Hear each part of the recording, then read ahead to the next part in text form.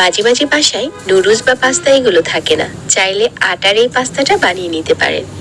কেউ খেয়ে বুঝতেই পারবে না যে এটা আপনি আটা দিয়ে বানিয়েছেন। আমি এটা প্রায়ই বানিয়ে থাকি, তাই সহজ রেসিপিতে আপনাদের সাথেও শেয়ার করছি। এর জন্য আমি এখানে 1 কাপ আটা নিয়েছি, তারপর স্বাদ মতো লবণ দিয়ে দিচ্ছি। আটার কোনো মাপ নেই, আপনি আপনার পছন্দ মতো নিতে পারেন। লবণটা মিশিয়ে নেওয়ার পর এখানে গরম পানি দিয়ে আটার এই ডোটাকে সফট করে মাখিয়ে নিচ্ছি। অল্প অল্প করে পানি দিয়ে একটা সফট ডো মাখিয়ে নিচ্ছি।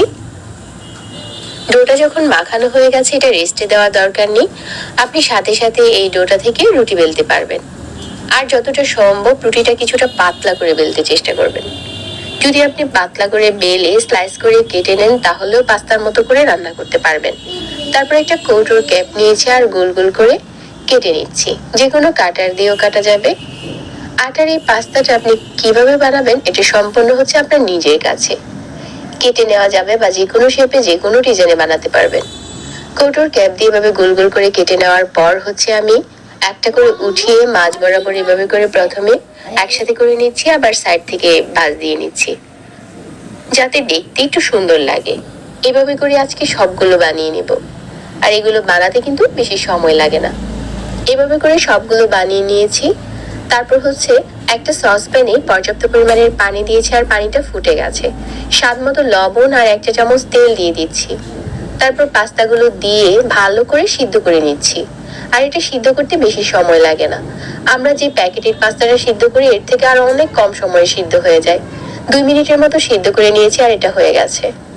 চুলা থেকে নামিয়ে নিচ্ছি আর একটা স্ট্রেনারে ঢেলে পানি ঝরিয়ে নিচ্ছি।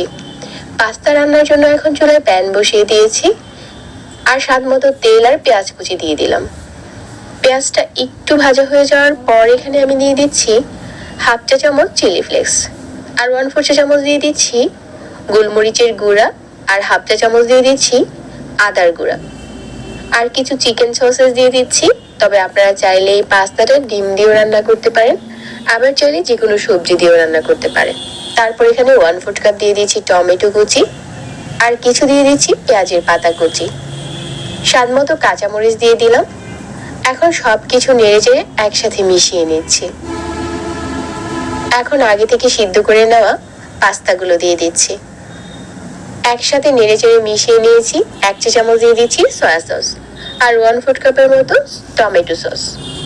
এখন শুধু সবকিছু নেড়ে চেড়ে একসাথে করে মেশানোর পালা। কিছু ব্যাসিল দিয়ে দিচ্ছি, এটা আপনারা সুপার শপে কিনতে পাবেন। আর স্বাদ মতো ধনেপাতা কুচি দিয়ে নামিয়ে নিচ্ছি। এখন এই পাস্তাটা একটা ডিশে পরিবেশন করলে কেউ খেয়ে বুঝতেই পারবে না যে আপনি এই পাস্তাটা আটা দিয়ে বানিয়েছেন।